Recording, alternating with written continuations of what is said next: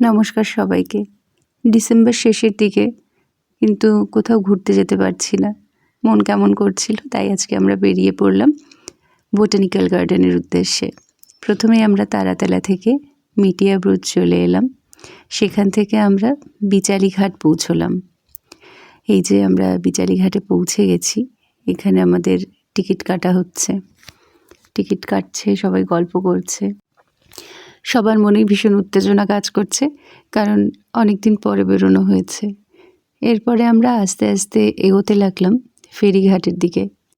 এর আগে কখনো এখানে আসা হয়নি, মানে আমি বোটানিক্যাল গার্ডেনে গেছি, তবে এই রুটে কখনো যাওয়া হয়নি, তাই ভেবেছিলাম হয়তো সানডেতে একটু ফাঁকাই থাকবে, কিন্তু দেখলাম না, বেশ ভালোই ভিড় ছিল। অবশ্য ছুটির দিন বলে কথা, অন্যান্য অনেক কাজই থাকবে। যাই হোক, আমাদের জেটি চলে এসছে। এবারে আস্তে আস্তে আমরা একে একে জেটিতে উঠে পড়লাম। সবাই যে যার জায়গা বেছে নিল বসার জন্যে। আমরা সব মোটামুটি বসেই গেছি। যতটা ভিড় ভেবেছিলাম জেটিতে উঠে দেখলাম যে না, অতটা না, জায়গা ফাঁকা ছিল, বেশ ভালোই ফাঁকা ছিল। তো তারপরে আমাদের যাত্রা শুরু হলো। সত্যি অনেক দিন পরে এরকম একটা পরিবেশে বেরোতে পেরে বেশ ভালো লাগলো। তারপরে সবাই সময় গুনছি কতক্ষণে পৌঁছবো। আমরা ভেবেছিলাম হয়তো আধ ঘন্টা মতন লেগে যাবে, তো তারপরে দেখলাম যে না, 10-15 মিনিটের মধ্যেই আমরা আমাদের গন্তব্যস্থলের কাছাকাছি পৌঁছে গেলাম। ওই যে আমাদের ভেসেল দেখা যাচ্ছে, ওখানে আমাদের যেটি দাঁড় করানো হবে।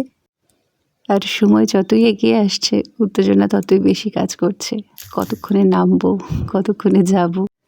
কর্মব্যস্ততায় ভরা দিনগুলোর মধ্যে থেকে একটু ছুটির আমেজ পেতে কার না ভালো লাগে বলুন। যাই হোক, আমাদের নামার সময় হয়ে এসছে, কিছুক্ষণের মধ্যেই আমরা নেমে যাব। সবাই সত্যি ভীষণ এক্সাইটেড ছিল। যাই হোক, অবশেষে নামলাম। নেমে বাইরে গিয়েই আমার তো চোখ আটকে গেল এই বোগেনভিলিয়াটা দেখে। মায়েরও খুব ভালো লাগলো, তাই ঝট করে মায়ের একটা ছবি তুলে নিলাম ওর সাথে। এরপর টোটোয় করে আমরা চলে গেলাম আমাদের গন্তব্যস্থলে। বাইরে যেখানে বোর্ড টানানো রয়েছে, এর ঢোকার টাইমিং, বেরোনোর টাইমিং সব ডিটেলস দেওয়া রয়েছে। এরপরে ঢোকার সময় হলো বিপত্তি। আমরা জানতাম না ওখানে ধারালো কোনো অস্ত্র, মানে ছুরি বা কাঁচি, এসব কিছু নেওয়া যাবে না। তো আমরা শশা কাটার জন্য ছুরি নিয়ে নিয়েছিলাম, যেটা আমাদের ওখানেই শশা কেটে আবার রেখে আসতে হয়েছে বাইরে।